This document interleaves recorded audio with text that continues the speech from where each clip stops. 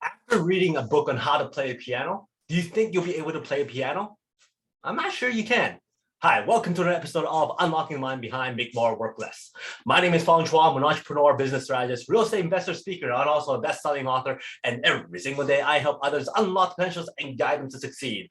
Today on Unlocking the Mind, we talk about another cognitive bias, and the reason why I have this show is so that we can better understand how our minds work, make better decisions, build stronger relationships, and of course, avoid certain cognitive traps. So for today's cognitive bias, we're going to be talking about the generation effect or the self-generation effect. So what exactly is that? That is how information is better remembered when it is self-generated as opposed to just reading it or passively consuming it or just interacting with it without actually thinking about it. So what exactly is that? Well, let me ask you that question before. If I gave you a book on how to play a piano and you just read it all from beginning and to the end, and you read it over and over and over again, but you've never touched the piano, do you think you'll be able to play the piano? Probably not. If I gave you the book on how to drive and you kept on reading that book over and over and over again, absorbing the information passively without actually driving a car, would you be able to drive a car? Same with golf. Let me give you a how to play golf expertly. And you keep on reading it. Can you actually play golf without actually touching a club? Probably not. That's because us as humans are able to better understand, better retain information, better learn when we're actively involved with that learning process. Let's say if you read a certain chapter of that book on how to play the piano, and you actually try it on the piano, and then you practice, and you go and read the next chapter, and you practice again. You read the next chapter, practice again. That's because of the generation effect. That's because of the self-generation effect. The more we're actively involved, the more we're being able to retain that information and learn it and be more effective on it and be able to perfect it. Basically, it's practice makes perfect, but we have to be able to be actively working on it.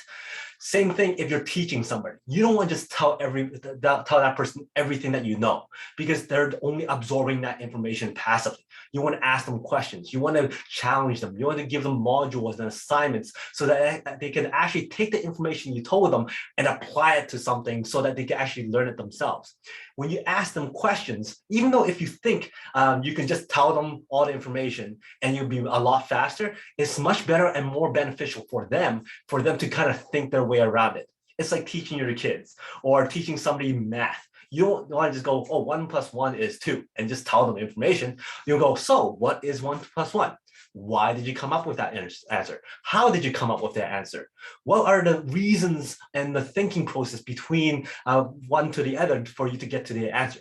The more they're able to tell you their thinking process, the more they're able to explain how they come up to the answer, is better for them to learn the whole process.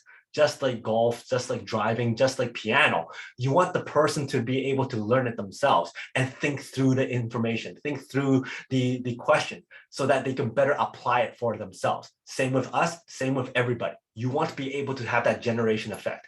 That is also why when you start working on your phone for the very first time, they let you customize things, because you remember things better when you're able to customize it to your own personal needs and your own personal wants. That's why when you're looking at your own phone, you go, I want this here, I want that there. You want to customize it yourself, and you can retain that information better. You can access things better. You can be more effective because you actually actively did something to your phone so that you're able to access that menu system better. That is also why you are able to remember where things are put when you actually put your things in certain locations. If somebody told you and said, okay, remember, we put all our keys over here, all the keys are here, just remember that. You probably would not remember that all the keys are in that one spot. But if you actively put those keys somewhere and you go, this is where I'm going to put my keys, most likely you're going to remember that your keys are in that area. So that is the generation effect. Make sure that you ask questions so that the person that you're teaching or you're talking to is able to think through those questions, think through those problems themselves to come up with better answers for themselves so that they're actually learning. Same with yourself. You want to read something, apply it. Read something, apply it, because of the generation effect or the self-generation effect.